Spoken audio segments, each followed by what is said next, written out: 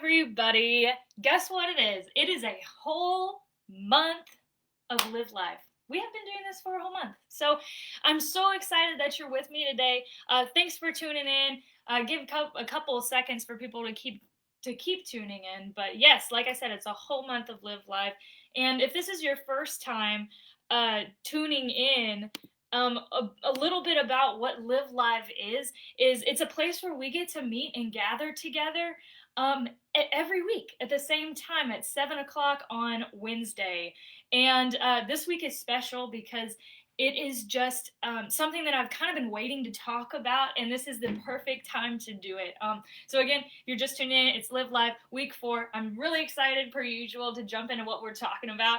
And again, it's an every week sort of thing, and I thank you guys so much for riding along with me. Every week it's something different. What I'm thinking about, what I'm going through at the moment, a midweek coaching session. Somebody so beautifully said, because that's what it is. We're meeting here every single Wednesday in the middle of your week to jumpstart your week and carry you on to Friday until next Wednesday. So I hope you love what I've got for you today.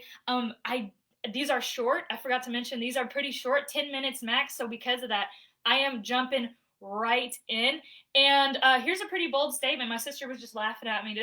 She's downstairs at how harsh this is going to be, because it's kind of a quick left turn. But we're talking about negative self-talk, and it is literally poison.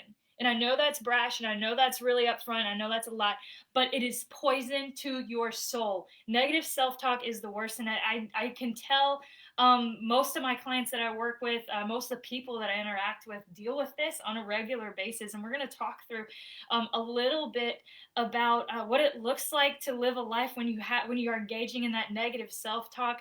And then on the flip side, how you can tell if you're not operating out of this. And guys, this is something we've got to be aware of, especially in difficult times like we're going through right now. But as promised, 10 minutes today.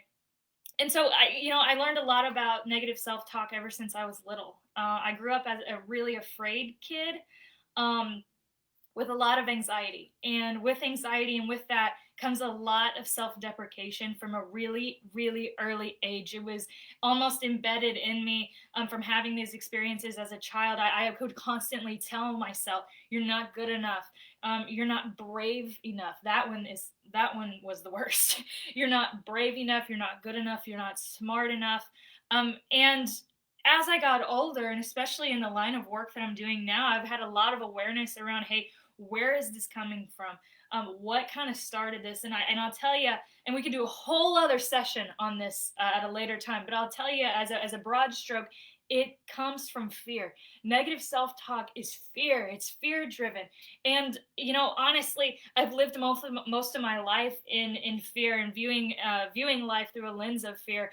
And I'm just done with it. So I've come up with a way to stop myself right when I feel those words creeping up that you're not good enough, you're never going to be good enough to handle this, you're not smart enough, you can't start your own business, you can't run that many marathon, you aren't dedicated enough, of course you forgot. Lots of this stuff coming from people that are, especially in my age group. I'm going to shout out to you guys right now that are like, what am I doing? Where am I going? Just graduated college. What's happening? My phrase to stop fear right in its tracks when negative self-talk hits my brain is I will audibly go, okay, whoa. Literally, I could be sitting at my desk. I could be doing whatever it is, working on something. And as soon as I hear, of course you forgot about that meeting. Okay, whoa. I'll say it out loud. Whoa. Let's not go there with ourselves. Okay, whoa is my word. It works for me. So let's jump into this. Key signs to know, hey, you're operating out of the lens of fear, out of this negative self-talk.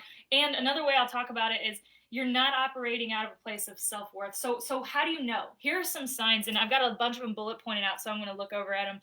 But number one is, here's some, this is more of just like a fact. We limit ourselves when we talk bad to ourselves. We limit ourselves, and we don't need help from anyone.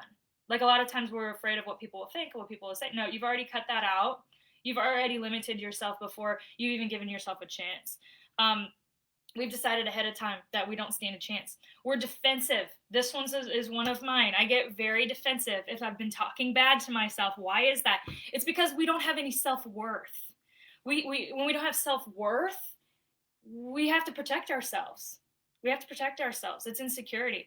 We underperform in a lot of areas. We just underperform.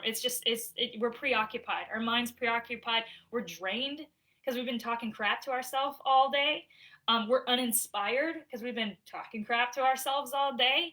We're exhausted because we've spent all of our energy. I mean, how exhausting. It would be like this. It would be like if I stood behind you all day and I told you how awful you are all day long. You think you're going to be inspired? Do you think you're going to have energy after that? We're exhausted from tearing ourselves down. We get irritable. This one I put last on here because like that is like totally me. I get so irritable when I've been bad mouthing myself all day. That's like a telltale sign, right? We're totally insecure all day long because we're like, wait, what? Am I awful? Like, wait, hold on a second. Is that true? Anybody else feel that? Let me know I'm not alone. Anybody else feel that? Yes. Okay. Yeah. We're totally insecure, but it's true. Okay. So the other side of that, when we're operating out of a place of greatness, and what I mean by greatness is really just from a place of self-worth. When we're operating out of this place of self-worth, awesome things happen. Here's some, and some of you might relate more to this list, and that's great. Here's how we can recognize that. First of all, again, more of a fact, we create new neural pathways when we do that. We allow ourselves a new way of thinking when we do that, So next time it's a little easier to talk kind to ourselves, to honor ourselves if we practice it. It's a practice, right? It's not going to be natural at first. Creating new neural pathways, so critical. We can apologize authentically. This one's a fun one, and I've been doing some research and been looking into what other folks say about apologizing authentically when we come from a place of self-worth. And it's because we're loving and forgiving ourselves first. And we can't do that for anybody else if we don't understand ourselves first. So we can apologize authentically, and we all know what that does for our relationships when we can apologize from a place of self-worth.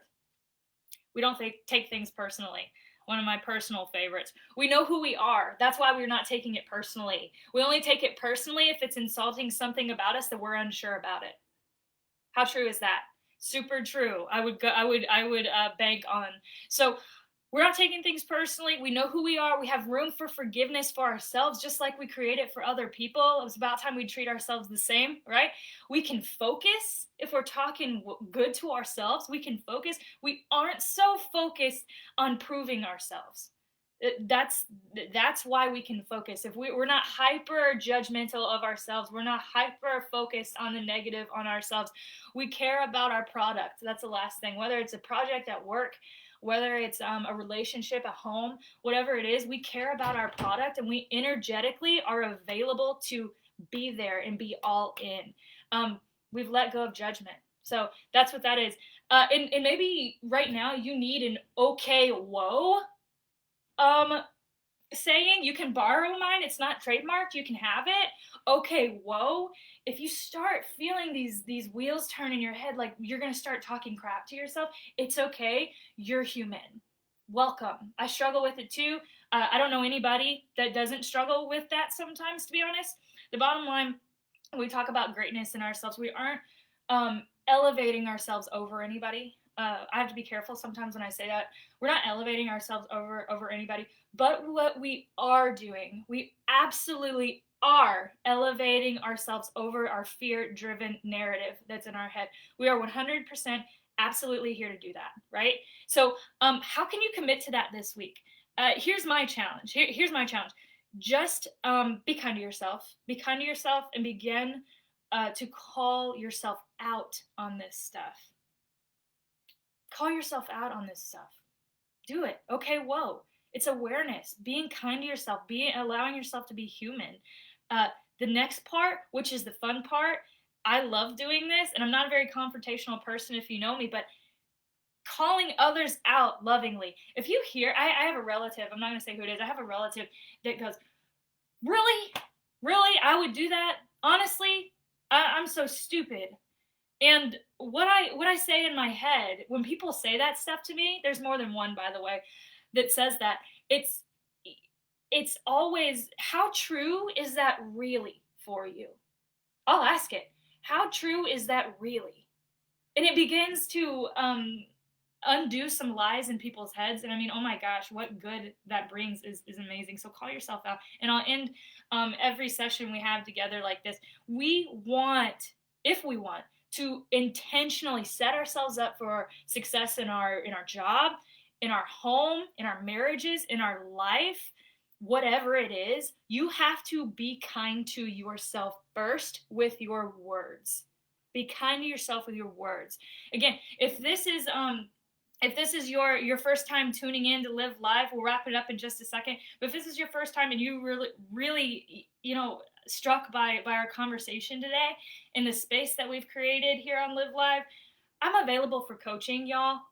I am. That's literally my job. I want to meet you there. If you're having a moment and want to talk more about this, let me know. We'll set up some time to talk. I love you all. Something good is going to happen to you, and something good is going to happen through you this week.